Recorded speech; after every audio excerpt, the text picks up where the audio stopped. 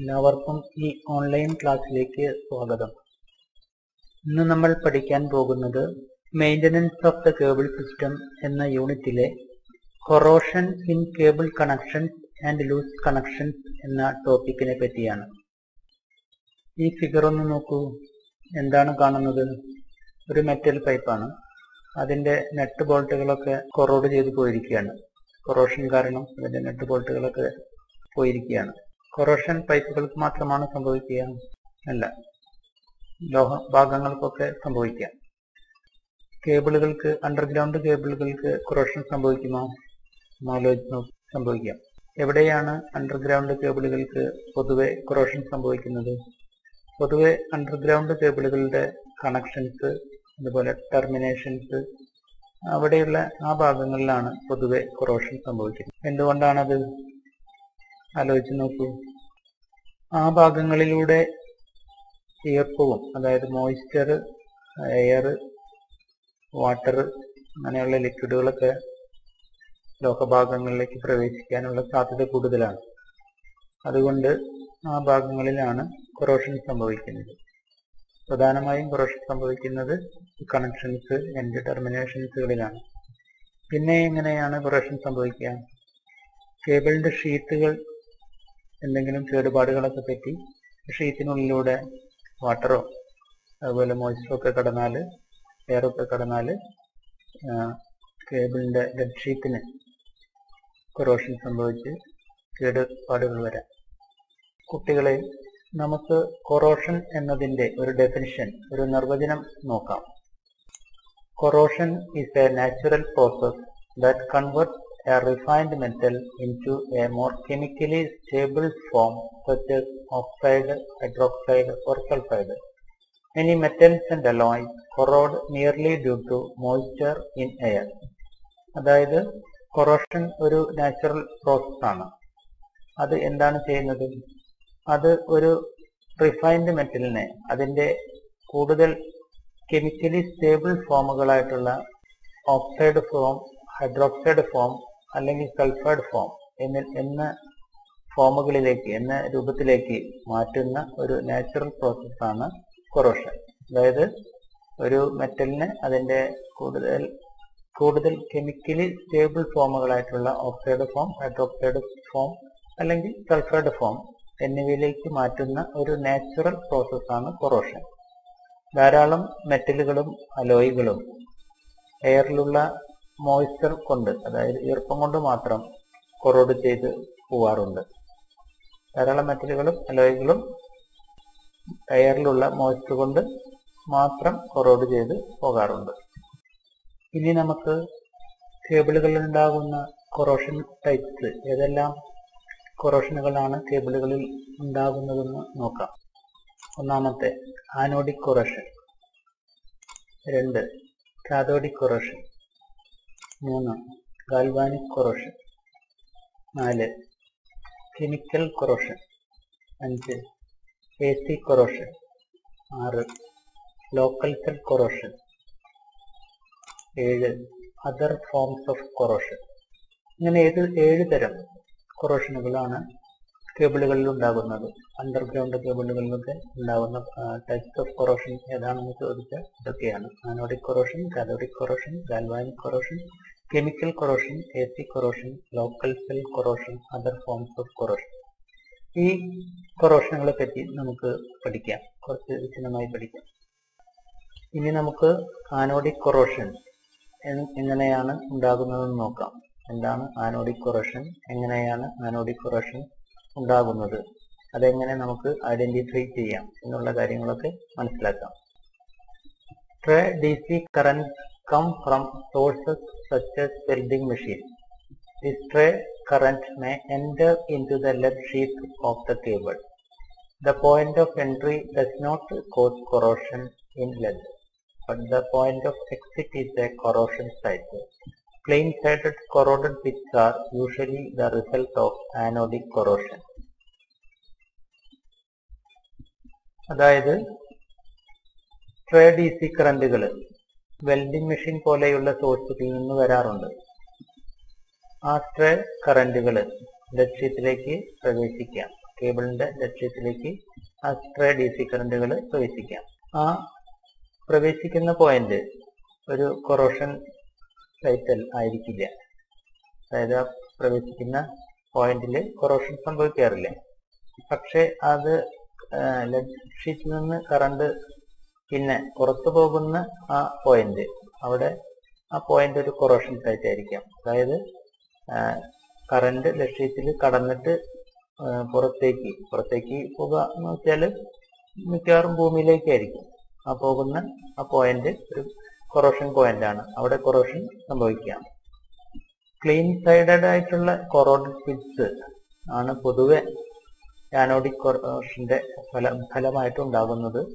Clean sided ആയിട്ടുള്ള കൊറോഡഡ് പിറ്റുകൾ, അതായത് നല്ല ക്ലീൻ ആയിട്ടുള്ള സൈഡുകളോട് കൂടിയ കൂർത്ത് മണയൊന്നും അല്ലാതെ ക്ലീൻ സൈഡഡ് ആയിട്ടുള്ള കൊറോഡഡ് പിറ്റുകളാണ് ആനോഡിക് കൊറോഷന്റെ ഫലമായി ഉണ്ടാകുന്നത്.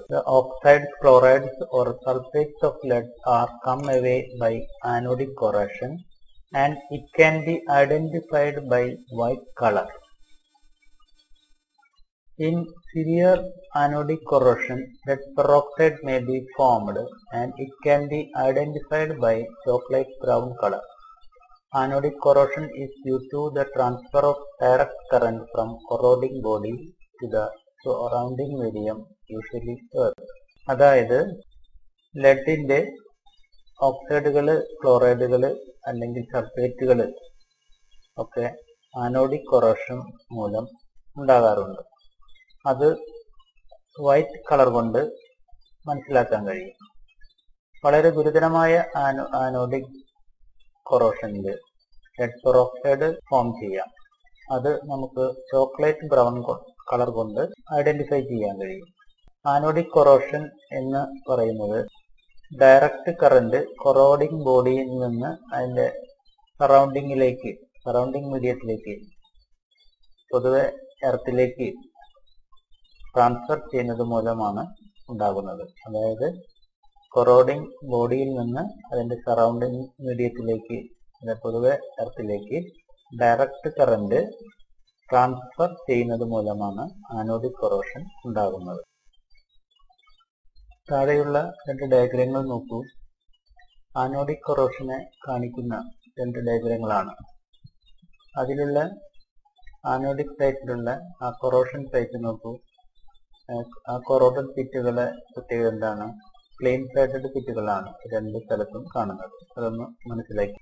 ഇനി നമുക്ക് കാഥോഡിക് കൊറോഷൻ എന്താണെന്ന് മനസ്സിലാക്കാം. കാഥോഡിക് കൊറോഷൻ എന്തുകൊണ്ടാണ് വരുന്നത്, അതിന്റെ കാരണം, അത് എങ്ങനെ തിരിച്ചറിയാം, അങ്ങനെയുള്ള കാര്യങ്ങളൊക്കെ നമുക്ക് മനസ്സിലാക്കാം. Cathodic corrosion is due to the presence of an alkali or alkali salt in the earth.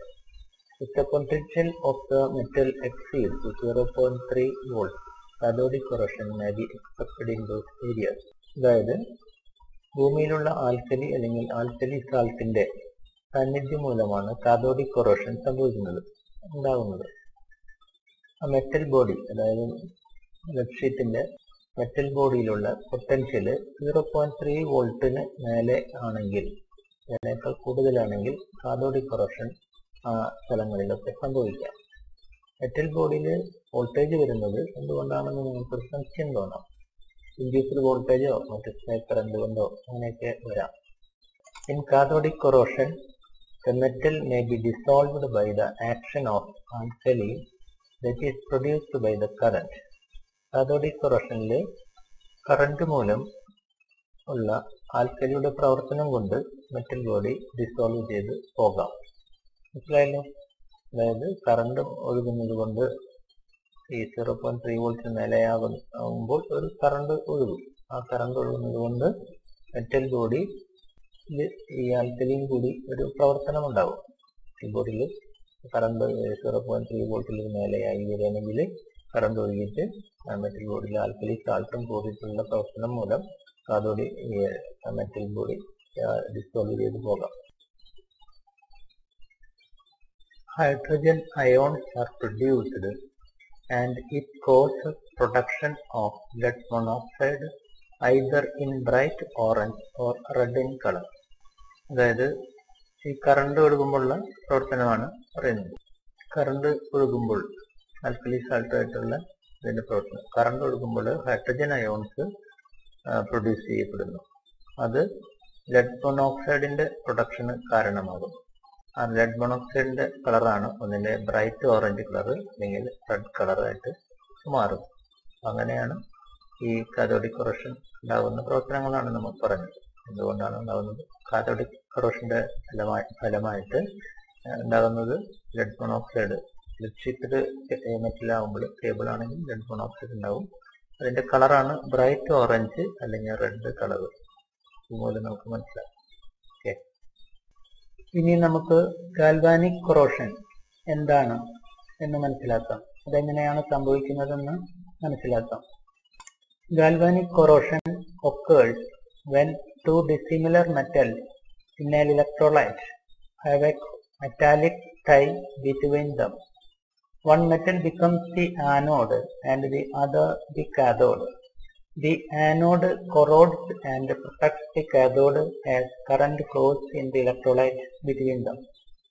The lead sheath of a cable may become either the anode or the cathode of a galvanic cell.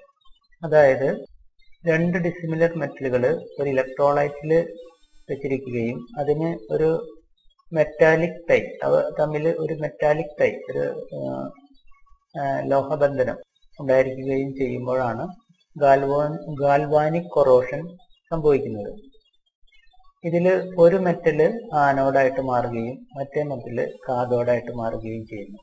ഇങ്ങനെ ഉള്ള ഒരു galvanic സെല്ലില് current, ഇലക്ട്രോലൈറ്റിലൂടെ current ഒഴുകുമ്പോൾ ഈ രണ്ട് മെറ്റലുകൾ തമ്മിൽ ഇടയ്ക്കുള്ള ഇലക്ട്രോലൈറ്റിലൂടെ current pass ചെയ്യുമ്പോൾ anode choroid ചെയ്തു പോവുകയാണ് ചെയ്യുന്നത്, കാഥോഡിനെ പ്രൊട്ടക്ട് ചെയ്തുകൊണ്ട്. അതായത് കാഥോഡ് ഗ്രഹിക്കില്ല, കൊറോഷൻ സംഭവിക്കില്ല, ആനോഡ് കൊറോഡ് ചെയ്തു പോകുന്നു.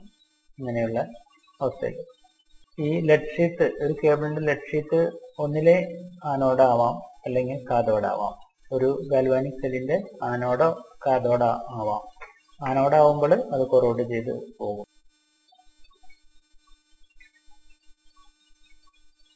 This can happen because the lead sheath is grounded to a metallic structure made of a dissimilar metal. ഈ കേബിളിന്റെ ഈ ലെഡ് ഷീത്തിന് ഗാൽവാനിക് കൊറോഷൻ സംഭവിക്കാം. എന്തുകൊണ്ടെന്നാൽ കേബിളിന്റെ ലെഡ് ഷീറ്റ് ഒരു മെറ്റാലിക് സ്ട്രക്ചറിനോട് ഗ്രൗണ്ട് ചെയ്തിരിക്കും. ആ മെറ്റാലിക് സ്ട്രക്ചർ ഒരു ഡിസിമിലർ മെറ്റലായിരിക്കും, അതായത് ലെഡ് ആയിരിക്കില്ല ആ മെറ്റാലിക് സ്ട്രക്ചർ. അങ്ങനെയുള്ള ഡിസിമിലർ മെറ്റൽ കൊണ്ട് ഉള്ള മെറ്റാലിക് സ്ട്രക്ചറിനോട് ഈ കേബിളിന്റെ ലെഡ് ഷീറ്റ് ഗ്രൗണ്ട് ചെയ്തിരിക്കുന്നത് കൊണ്ട് അതിന് കൊറോഷൻ സംഭവിക്കും. ഈ താഴെ കാണുന്ന ഫിഗറുകളൊന്ന് നോക്കൂ. ഗാൽവാനിക് കൊറോഷൻ കാണിക്കുന്ന ഫിഗറുകളാണ് അത്. ഈ ഒന്നാമത്തെ ഫിഗറിൽ രണ്ട് ടൈപ്പ് മെറ്റലുകളാണ്. നട്ട് ബോൾട്ടുകൾ ഒക്കെ വ്യത്യാസമുണ്ട് മറ്റേ മെറ്റലായിട്ട്. അതാണ് കൊറോഡ് ചെയ്തു പോകുന്നത്. അത് ആനോഡായിട്ട് ആക്ട് ചെയ്യാണ്. രണ്ടാമത്തെ ഫിഗറിൽ ആനോഡ്, കാഥോഡ്, ഇലക്ട്രോലൈറ്റ് ഇങ്ങനെയൊക്കെ കാണിച്ചിരിക്കുകയാണ്. ഈ കൊറോഡഡ് പിറ്റുകൾ നോക്കിയാൽ അറിയാം അത് അത്ര സ്മൂത്ത് അല്ല, ക്ലീൻ സൈഡഡ് അല്ല എന്ന് മനസ്സിലാക്കും. നമുക്കിനി കെമിക്കൽ കൊറോഷൻ എന്താണെന്ന് മനസ്സിലാക്കാം. എങ്ങനെയാണ് കെമിക്കൽ കൊറോഷൻ സംഭവിക്കുന്നത് എന്ന് മനസ്സിലാക്കാം. Chemical corrosion is damage caused entirely by chemical attack without the additional effect of electron transfer. The type of chemicals that can disintegrate lead are usually strong concentrations of alkali or acid. Examples: alkaline solutions from incompletely cured concrete, acetic acid from wood or jute, waste product from industrial plants. അതായത് electron ട്രാൻസ്ഫറിന്റെ effect ഇല്ലാതെ പൂർണ്ണമായും chemical attack മൂലം ഉണ്ടാകുന്നതാണ് chemical corrosion. എന്തെല്ലാം കെമിക്കലുകളാണ് ലെഡിന് chemical corrosion വരുത്തുന്നത്? വളരെ ശക്തിയേറിയ കോൺസെൻട്രേഷനിലുള്ള alkali അല്ലെങ്കിൽ ആസിഡ് എന്നിവയാണ് ലെഡിന്, അതായത് കേബിളിന്റെ ലെഡ് ഷീറ്റിന് കെമിക്കൽ കൊറോഷൻ വരുത്തുന്നത്. അതിന് ഉദാഹരണങ്ങളാണ് പൂർണ്ണമായും സെറ്റാവാത്ത കോൺക്രീറ്റിൽ നിന്നുള്ള ആൽക്കലീൻ സൊല്യൂഷൻസ്, അതുപോലെ വുഡ്, ജൂട്ട് തുടങ്ങിയവയിൽ നിന്ന് വരുന്ന അസറ്റിക് ആസിഡ്, ഇൻഡസ്ട്രിയൽ പ്ലാന്റുകളിൽ നിന്ന് വരുന്ന വേസ്റ്റ് പ്രൊഡക്റ്റ്, ഇവയൊക്കെ ഈ കെമിക്കൽ കൊറോഷന് കാരണമായിട്ടുള്ള കെമിക്കലുകളാണ്. ഇനി നമുക്ക് AC കൊറോഷനെ പറ്റി മനസ്സിലാക്കാം. അതെങ്ങനെ വരുന്നു എന്ന് മനസ്സിലാക്കാം. It is the corrosion caused by the influence of alternating current. It is identified by small circular dimples with hard deposits around it. അതായത് ആൾട്ടർനേറ്റിംഗ് കറന്റിന്റെ സ്വാധീനം മൂലം ഉണ്ടാകുന്ന കൊറോഷനാണ് AC കൊറോഷൻ. അതെങ്ങനെ നമുക്ക് മനസ്സിലാക്കാം? അത് ചെറിയ കുഴികൾ രൂപപ്പെടും, അതിനു ചുറ്റും ഹാർഡ് ഡെപ്പോസിറ്റ് ഉണ്ടായിരിക്കും. അങ്ങനെയുള്ള രൂപത്തിലുള്ള കുഴികൾ, ചെറിയ നുണക്കുഴികൾ പോലെയുള്ള കുഴികളും അതിനു ചുറ്റും ഹാർഡ് ഡെപ്പോസിറ്റും, അതുകൊണ്ട് നമുക്ക് AC കൊറോഷനെ മനസ്സിലാക്കാം. ഇനി നമുക്ക് ലോക്കൽ സെൽ കൊറോഷനെ പറ്റി മനസ്സിലാക്കാം. എന്താണ് local cell corrosion? Local cell corrosion is caused by electrolytic cells that are created by inhomogeneous environment where cable is installed. അതായത് കേബിള് വെച്ചിട്ടുള്ള ഇൻസ്റ്റാൾ ചെയ്തിട്ടുള്ള സ്ഥലത്തെ ഇൻഹോമോജീനിയസ് ആയിട്ടുള്ള എൻവയൺമെന്റ് മൂലം ഇലക്ട്രോളിറ്റിക് സെല്ലുകൾ ക്രിയേറ്റ് ഉണ്ടാവും. ആ ഇലക്ട്രോളിറ്റിക് സെല്ലുകൾ മൂലം ഉണ്ടാകുന്ന കൊറോഷനെയാണ് ലോക്കൽ സെൽ കൊറോഷൻ എന്ന് പറയുന്നത്. ആ ഇലക്ട്രോളിറ്റിക് സെല്ലുകളുടെ പ്രവർത്തനം മൂലം കുറച്ച് ലെഡ് മെറ്റൽ, ആ മെറ്റൽ ഭാഗങ്ങൾ ദ്രവിച്ചു പോകും. അതാണ് ലോക്കൽ സെൽ കൊറോഷൻ എന്ന് പറയുന്നത്. ഈ ഫിഗർ ഒന്ന് നോക്കൂ, എന്താണത്? ഇത് AC കൊറോഷൻ കാണിക്കുന്ന ഒരു മെറ്റൽ ഭാഗമാണ്. ഇതിൽ ആ നുണക്കുഴികൾ പോലെയുള്ളതും അതിനു ചുറ്റും കട്ടിയേറിയ ഹാർഡ് മെറ്റീരിയലായിട്ട് നിൽക്കുന്നതും വ്യക്തമായി മനസ്സിലാക്കാൻ കഴിയും. ഇനി നമുക്ക് അതർ ഫോംസ് ഓഫ് കൊറോഷനെ പറ്റി മനസ്സിലാക്കാം. മറ്റ് കൊറോഷന്റെ മറ്റ് ഫോമുകളെ പറ്റി മനസ്സിലാക്കാം. There are numerous other forms of corrosion that are possible. An example of other forms of corrosion is the corrosion resulting from anaerobic bacteria produces sulfides of calcium or hydrogen and may be accompanied by a strong odor of hydrogen sulfide and a built-up of a black slime. അതായത് വളരെയധികം forms, കൊറോഷന്റെ forms possible ആണ്, സാധ്യമാണ്. ഒരു example പറയുകയാണെങ്കിൽ anaerobic ബാക്ടീരിയയുടെ പ്രവർത്തനം മൂലം ഉണ്ടാകുന്ന കൊറോഷനാണ്. ഈ അനോറോബിക് ബാക്ടീരിയ കാൽസ്യത്തിന്റെ സൾഫൈഡുകൾ ഉണ്ടാക്കുന്നു, ഹൈഡ്രജൻ ഉണ്ടാക്കുന്നു. അതുമൂലം അതിനോട് അനുബന്ധമായിട്ട് വളരെ സ്ട്രോങ് ആയിട്ടുള്ള ഒരു ഓർഡർ, ഹൈഡ്രജൻ സൾഫൈഡിന്റെ സ്ട്രോങ് ഓർഡർ ഉണ്ടാകുന്നു. അതുപോലെ ബ്ലാക്ക് സ്ലൈമും ബിൽട്ടപ്പ് ഉണ്ടാകുന്നു. ഇതാണ് ഒരു എക്സാമ്പിൾ പറയുകയാണെങ്കിൽ. പലതരം ചെറിയ ചെറിയ ഫോംസ് ഓഫ് കൊറോഷൻ ഉണ്ടാവാറുണ്ട്. താഴെ കാണുന്ന ഈ ഫിഗർ ഒന്ന് നോക്കൂ, എന്താണത്? Other forms of corrosion. അതുമൂലം സംഭവിച്ച ഒരു പൈപ്പിന് സംഭവിച്ചിട്ടുള്ള, ഒരു മെറ്റൽ ബോഡിക്ക് സംഭവിച്ചിട്ടുള്ള കൊറോഷനെ കാണിക്കുന്ന ഒരു ഫിഗറാണത്. നമുക്കിനി ഇലക്ട്രിക്കൽ ലൂസ് കണക്ഷനെ പറ്റി മനസ്സിലാക്കാം. എന്താണ് ഇലക്ട്രിക്കൽ ലൂസ് കണക്ഷൻ, അതെങ്ങനെ വരുന്നു, അത് എങ്ങനെ കുറയ്ക്കാം അല്ലെങ്കിൽ ഒഴിവാക്കാം എന്നിവയെ പറ്റി മനസ്സിലാക്കാം. An electrical loose connection is a defective or imperfect electrical connection. ഒരു ഇലക്ട്രിക്കൽ ലൂസ് കണക്ഷൻ എന്ന് പറഞ്ഞാൽ ഒരു ഡിഫക്റ്റീവ് ആയിട്ടുള്ളതോ അല്ലെങ്കിൽ പെർഫെക്റ്റ് അല്ലാത്തതോ ആയിട്ടുള്ള ഇലക്ട്രിക്കൽ കണക്ഷനെയാണ് നമ്മൾ ഇലക്ട്രിക്കൽ ലൂസ് കണക്ഷൻ എന്ന് പറയുന്നത്. പിന്നെ നമുക്ക് കോസസ് ഓഫ് ലൂസ് കണക്ഷന്റെ കാരണങ്ങൾ എന്തൊക്കെയാണ്, ലൂസ് കണക്ഷൻ ഉണ്ടാകുന്നതിന്റെ കാരണങ്ങൾ എന്തൊക്കെയാണെന്ന് മനസ്സിലാക്കാം. The screws are not tightened or nuts and bolts are not tightened. പ്രധാന ഒരു കാരണം സ്ക്രൂകൾ ശരിക്കും ടൈറ്റൻ ചെയ്തിട്ടുണ്ടായിരിക്കില്ല. അതുപോലെ നട്ട്സ് ആൻഡ് ബോൾട്ട്സ് ടൈറ്റൻ ചെയ്യാതിരിക്കുക. ഇലക്ട്രിക്കൽ കണക്ഷൻസിലൊക്കെ നട്ട്സ് ആൻഡ് ബോൾട്ട്സും സ്ക്രൂകളൊക്കെ ഉണ്ടാവും. അതൊക്കെ ശരിക്കും ടൈറ്റ് ചെയ്യാതിരിക്കുന്നതാണ് ഇലക്ട്രിക്കൽ ലൂസ് കണക്ഷൻസിന്റെ ഒരു പ്രധാന കാരണം. അടുത്തൊരു കാരണം, vibration in industrial applications can cause terminated wires to ലൂസൺ.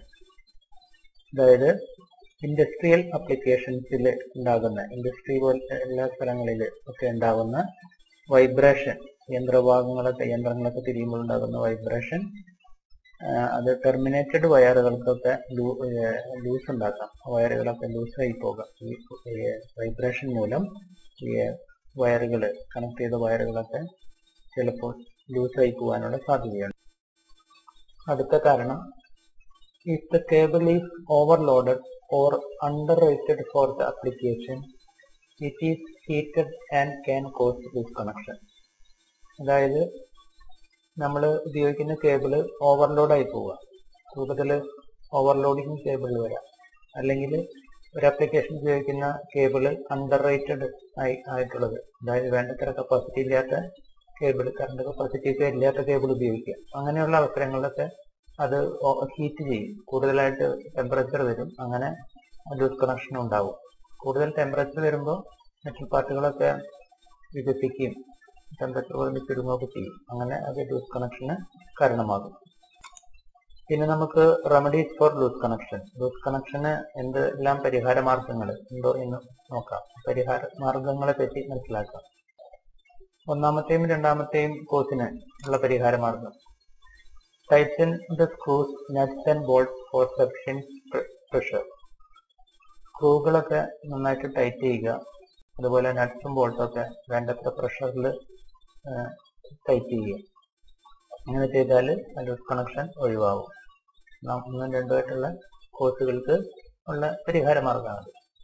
മൂന്നാമത്തെ കോഴ്സിനുള്ള പരിഹാര മാർഗം, use properly rated cable for the application. ഓരോ ആപ്ലിക്കേഷന് വേണ്ടത്ര അനുയോജ്യമായിട്ടുള്ള റേറ്റിംഗ് ഉള്ള കേബിൾ ഉപയോഗിക്കുക. അങ്ങനെ പരിഹരിക്കാൻ കഴിയും നമുക്ക്. ഈ ലൂസ് കണക്ഷന് ഉള്ള പരിഹാര മാർഗങ്ങളായിട്ട് ഈ പറയുന്ന കാര്യങ്ങൾ ചെയ്യണം. ഇനി നമുക്ക് അഡ്വേഴ്സ് ഇഫക്ട്സ് ഓഫ് ലൂസ് കണക്ഷനെ പറ്റി മനസ്സിലാക്കാം. അതായത് ലൂസ് കണക്ഷന്റെ മോശം ഫലങ്ങൾ എന്തൊക്കെയാണെന്ന് മനസ്സിലാക്കാം. Loose connection results in high resistance, making it more difficult to current flow. This produces heat and leads to burned insulation, melted wires or cables, melted terminal strips, fire and even explosion. അതായത് loose connection ഉയർന്ന റെസിസ്റ്റൻസിന് കാരണമാകുന്നു. അതുകൊണ്ട് current ഫ്ലോയ്ക്ക് വളരെ ബുദ്ധിമുട്ടുണ്ടാകുന്നു. അത് current flow ബുദ്ധിമുട്ടായത് കൊണ്ട് തന്നെ അത് കൂടുതൽ ഹീറ്റ് പ്രൊഡ്യൂസ് ചെയ്യുന്നു. അത് കണക്ഷനുള്ള ഭാഗത്ത് കൂടുതൽ ഹീറ്റ് പ്രൊഡ്യൂസ് ചെയ്യുന്നു. അങ്ങനെ അത് ഈ ഹീറ്റ് എന്തിലേക്കൊക്കെ നയിക്കുന്നു? ആ ഹീറ്റ് കൊണ്ട് നമുക്ക് ബേൺഡ് ഇൻസുലേഷൻ കരിഞ്ഞു പോകുന്നു. അങ്ങനെയുള്ള അവസ്ഥയിലേക്ക് നയിക്കുന്നു. Melted wires for cable, melted ആയിട്ടുള്ള വയറുകളും കേബിളുകളും ആകുന്നു. അതിൽ മെൽറ്റഡ് ടെർമിനൽസിന് കാരണമാകുന്നു, മെൽറ്റഡ് ടെർമിനൽ സ്ട്രിപ്സ് കാരണമാകുന്നു, ഫയറിന് കാരണമാകുന്നു, ചിലപ്പോൾ പൊട്ടിത്തെറിക്ക് വരെ കാരണമാകുന്നു. ഈ ലൂസ് കണക്ഷന്റെ ബാഡ് ഇഫക്റ്റുകളാണ് നമ്മൾ പറഞ്ഞത്. കുട്ടികളെ, നമുക്കിനി ഈ പാഠഭാഗത്ത് എന്തെല്ലാം പഠിച്ചു എന്ന് നോക്കാം. കൊറോഷനെ പറ്റി പഠിച്ചു, ടൈപ്സ് ഓഫ് കൊറോഷന് എന്തെല്ലാം തരങ്ങളെന്ന് പറ്റി പഠിച്ചു, ഇലക്ട്രിക്കൽ ലൂസ് കണക്ഷനെ പറ്റി പഠിച്ചു, ലൂസ് കണക്ഷന്റെ കാരണങ്ങൾ എന്തെല്ലാമാണെന്ന് പഠിച്ചു, ലൂസ് കണക്ഷന് ഉള്ള റെമഡീസ്, അതിനുള്ള പരിഹാര മാർഗങ്ങൾ എന്താണെന്ന് പഠിച്ചു, അഡ്വേഴ്സ് ഇഫക്ട്സ് ഓഫ് ലൂസ് കണക്ഷന്റെ അഡ്വേഴ്സ് ആയിട്ടുള്ള ഇഫക്റ്റുകൾ എന്തെല്ലാമാണെന്ന് പഠിച്ചു. ഇതോടുകൂടി ഈ പാഠഭാഗം അവസാനിച്ചിരിക്കുകയാണ്. ഇനി കുറച്ച് സാമ്പിൾ ക്വസ്റ്റ്യൻസ് നോക്കാം. ഈ കൊടുത്തിരിക്കുന്ന സാമ്പിൾ ക്വസ്റ്റ്യൻസ് എല്ലാവരും ഹോംവർക്കായിട്ട് ചെയ്യണം.